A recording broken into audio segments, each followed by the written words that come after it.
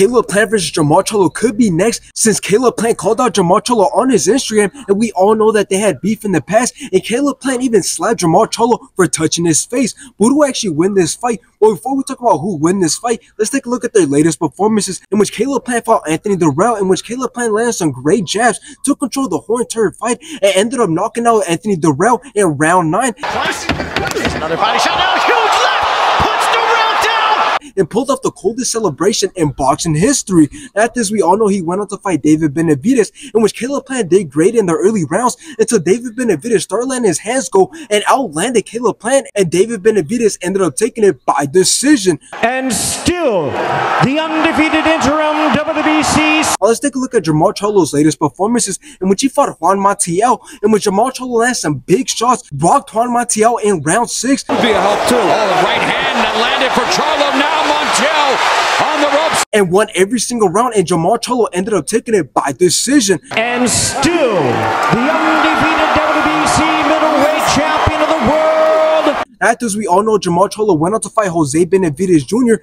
in which both went back and forth, both landed some great shots, but Jermall Charlo was just way more accurate than Jose Benavidez and completely outlanded Jose Benavidez and ended up taking it by decision. Jermall Hitman Charlo.